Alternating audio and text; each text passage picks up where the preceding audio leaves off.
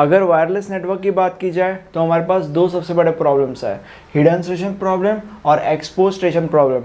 और इन दोनों प्रॉब्लम्स को सॉल्व करने के लिए आता है multiple access with collision avoidance, यानी कि बेसिकली माका। इस वीडियो में हम देखने वाले हैं कि हिडन स्टेशन प्रॉब्लम क्या होता है, एक्सपोज स्टेशन प्रॉब्लम क्या होता है और उनको माका कैसे सॉल्व करता है। ठीक है, सबसे पहले हम देखते हैं कि हिडन स्टेशन प्रॉब्लम का मतलब क्या होता है। हमारे पास तीन मोबाइल्स है, मोबाइल ए, मोबाइल बी और मोबाइल सी। मोबाइल ए का जो रेंज है, जो मैंने ग्रीन कलर में ड्रॉ किया है, वो यहाँ तक ही है। इसमें सिर्फ और सिर्फ मोबाइल बी आता है और मोबाइल सी नहीं आता। और मोबाइल सी का जो रेंज है, जो मैंने रेड कलर में ड्रॉ किया है, उसके अंदर सिर्फ और सिर्फ मोबाइल बी आता है और मोबाइल ए नहीं आता। और मोबाइल बी का जो रेंज है, जो मैंने ब्लैक कलर में ड्रॉ किया है, उसमें मोबाइल ए और मोबाइल सी दोनों आते हैं। अब let's say for example mobile A को मोबाइल बी पे डेटा ट्रांसफ़र करना है। अब अगर उसको ऐसा करना है तो सबसे पहले उसको चेक करना पड़ेगा कि कहीं और तो कोई डेटा ट्रांसमिशन नहीं हो रहा है, क्योंकि अगर ऐसा हो रहा है तो वो डेटा ट्रांसमिट नहीं कर सकता, क्योंकि अगर उसने ऐसा किया तो फिर कोल्यूजन हो जाएगा, जिसको हम सिग्नल कोल्यूजन कहते हैं, जो हम नहीं चाहते। ठीक है, इसलिए वो चेक करेगा और वो चेक सिर्फ और सिर्फ उसके रेंज में ही कर सकता है, उसके रेंज के बाहर वो चेकिंग नहीं कर सकता।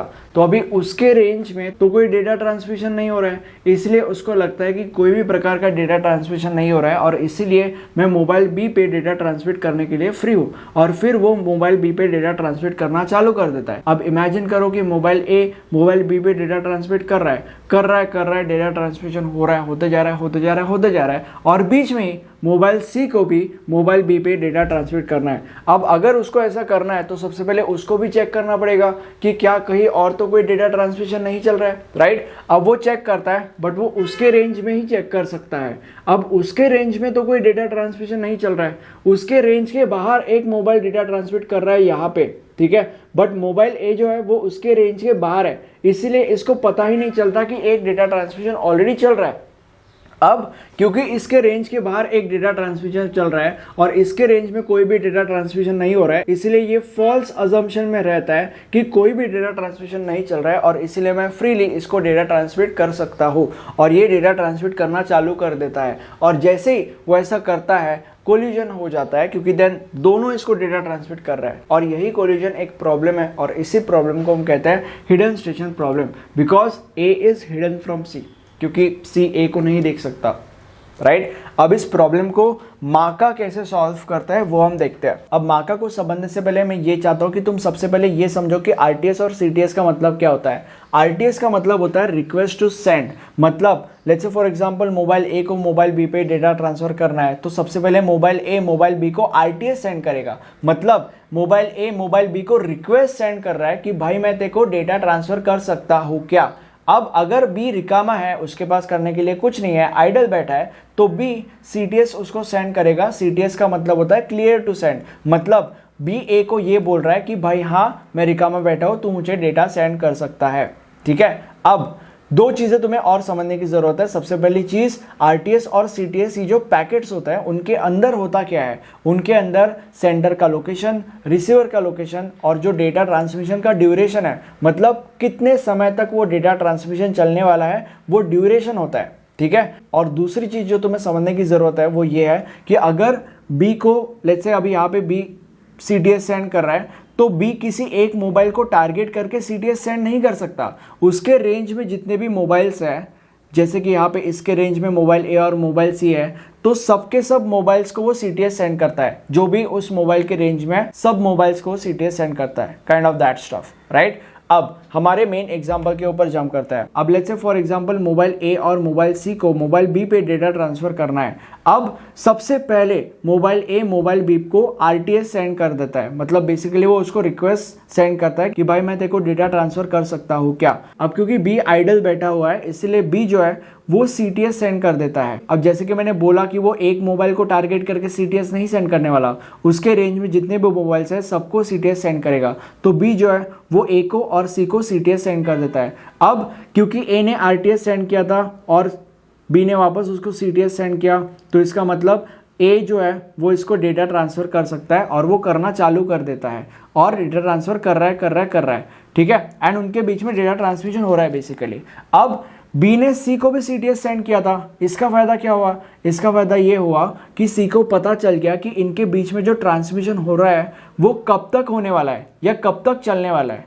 इसके वजह से जब वो ट्रांसमिशन खत्म हो जाएगा तब ये इसको आरटीएस सेंड करेगा और तब ये वापस इसको सीटीएस सेंड करेगा और तब इनका डेटा ट्रांसमिशन चालू हो जाएगा। ठीक है, अब इससे क्या हो रहा है? इससे कोई भी प्रकार का कोलिजन नहीं होगा और इसी तरीके से माका हिडन स्टेशन प्रॉब्लम को सॉल्व करता है।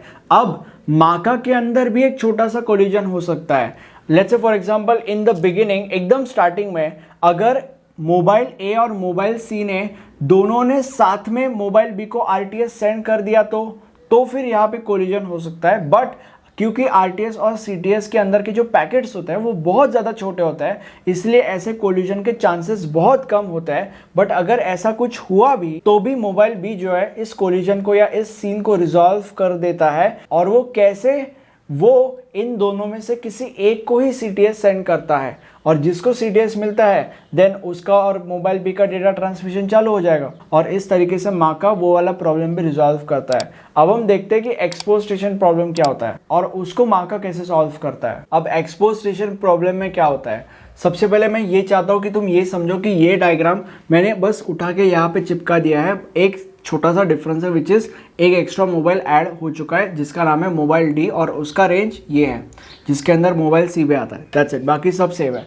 अब let's say for example mobile B को मोबाइल ए पे डेटा ट्रांसफ़र करना है। अगर उसको ऐसा करना है तो सबसे पहले उसको ये देखना पड़ेगा कि उसके रेंज में कहीं और तो कोई डेटा ट्रांसमिशन नहीं चल रहा है, राइट। अगर वो ऐसा देखेगा तो उसको यही पता चलेगा कि कोई भी प्रकार का डेटा ट्रांसमिशन नहीं चल रहा है, राइट। और इसीलिए वो आराम से इसको डेटा ट्रांसमिट कर सकता है, जो कि वो करेगा। अब इमेजिन करो कि इनके बीच में डेटा ट्रांसमिशन हो रहा है। अब इसके बीच में मोबाइल सी को मोबाइल डी पे डेटा ट्रांसफ़र करना है। अब अगर उसको ऐसा करना है तो वो ये चेक करेगा कि उसके रेंज में कोई डेटा ट्रांसमिशन चल रहा है क्या। अब मोबाइल सी के रेंज में देखो बी आता है, राइट। तो जब वो चेक कर रहा है उसके रेंज में तो उसको ये पता चलेगा कि मोबाइल बी जो उसके रेंज में है वो डेटा ट्रांसमिट कर रहा है, मतलब बेसिकली उसके रेंज में डेटा ट्रांसमिशन हो रहा है। तो अभी अगर उसके रेंज में डेटा ट्रांसमिशन हो रहा है तो उसको ये लगेगा कि क्योंकि ऐसा हो रहा है तो मैं डेटा ट्रांसमिशन नहीं कर सकता, क्योंकि अगर उसने डेटा ट्रांसमिशन किया तो कोलिजन होने वाला है। बट इन रियलिटी वो कर सकता है डेटा ट्रांसमिशन विदाउट कोई कोलिजन हुए। कैसे और क्यों? क्योंकि मोबाइल सी जो है वो मोबाइल डी पे डेटा ट्रांसमिट करने वाला था, और अगर वो ऐसा करता था तो ये डेटा ट्रांसमिशन और ये डेटा ट्रांसमिशन दोनों डेटा ट्रांसमिशंस अलग अलग है और इसलिए कोई भी प्रकार का कोलिजन हैपन नहीं होगा, राइट। तो बेसिकली वो डेटा ट्रांसफर कर सकता था, बट क्योंकि वो इस फॉल्स प्रोस्पेक्शन में था या फॉल्स अजम्पशन में था कि उसके रेंज में क्योंकि एक मोबाइल डेटा ट्रांसमिशन कर रहा है तो इसीलिए वो डेटा ट्रांसमिशन नहीं कर सकता। इस फॉल्स अजम्पशन के वजह से वो मोबाइल डी पे डेटा ट्रांसफर नहीं करता और इसके वजह से अंडर यूटिलाइजेशन ऑफ चैनल हो जाता है, जो एक्सपोज स्टेशन प्रॉब्लम का एक डिसएडवांटेज है। अंडर यूटिलाइजेशन ऑफ चैनल का मतलब ये होता है कि अगर मोबाइल ए मोबाइल बी पे डेटा ट्रांसफर कर रहा है तो एक चैनल के थ्रू डेटा ट्रांसमिशन होता है हमेशा। तो अगर मोबाइल सी मोबाइल डी पे डेटा ट्रांसफर करता था तो वो डेटा ट्रांसमिशन एक चैनल के थ्रू ही होता था, बट क्योंकि उसने ऐसा नहीं किया इसलिए जो चैनल था वो वेस्ट हो गया या बेसिकली वो उसने यूज़ नहीं किया जबकि उसको करना चाहिए था, राइट। और इसीलिए अंडर यूटिलाइजेशन ऑफ चैनल हो गया। ओके, अब इस प्रॉब्लम को MACA यानी कि माका कैसे रिजॉल्व करता है वो हम देखेंगे। अब देखो, let's say for example mobile B को मोबाइल ए पे डेटा ट्रांसफ़र करना है और मोबाइल सी को किसी और मोबाइल पे डेटा ट्रांसफ़र करना है, यानी कि basically let's say mobile D पे उसको डेटा ट्रांसफ़र करना है। अब सबसे पहले बी के ऊपर आता है, क्योंकि उसको मोबाइल ए पे डेटा ट्रांसफ़र करना है तो सबसे पहले उसके रेंज में जितने भी मोबाइल्स हैं सब मोबाइल्स को वो RTS सेंड करेगा, राइट। तो उसके रेंज में मोबाइल ए और मोबाइल सी तो दोनों को RTS मिल जाएगा, दोनों को RTS सेंड कर दिया उसने। अब क्योंकि उस RTS में सेंडर और रिसीवर का लोकेशन था, यानी कि मोबाइल बी और मोबाइल ए का लोकेशन, तो इससे ए को पता चल गया कि भाई ये इसको डेटा सेंड करना चाहता है। तो अभी क्योंकि ए आइडल बैठा है इसलिए ए वापस उसको CTS सेंड कर देता है। अब क्योंकि बी ने ए को RTS सेंड किया था और वापस ए से उसको CTS मिल चुका है इसीलिए इन दोनों के बीच में डेटा ट्रांसमिशन चालू हो जाता है।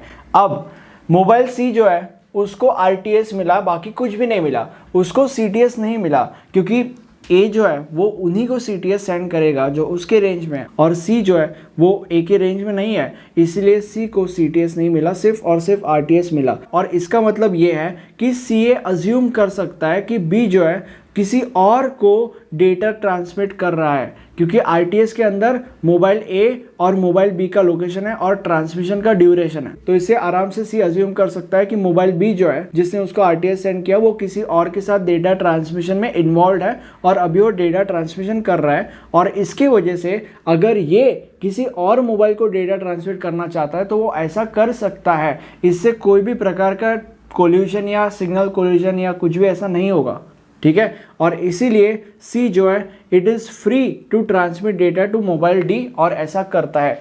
देन वो उसको RTS सेंड करता है, वो वापस उसको CTS सेंड करेगा और इनके बीच में डेटा ट्रांसमिशन हो जाएगा और इनके बीच में डेटा ट्रांसमिशन हो रहा होगा। और इसी तरीके से माका जो है वो एक्सपोज स्टेशन प्रॉब्लम को भी सॉल्व करता है। अब मैंने इस सब्जेक्ट के नोट्स बनाए हैं, अगर आपको बेटर रिजल्ट चाहिए या बेटर नॉलेज चाहिए तो आप मेरे नोट्स रेफर कर सकते हो। सारे के सारे डिटेल्स आपको नीचे डिस्क्रिप्शन बॉक्स में मिल जाएंगे। मुझे कमेंट सेक्शन में बताओ कि वीडियो कैसा लगा।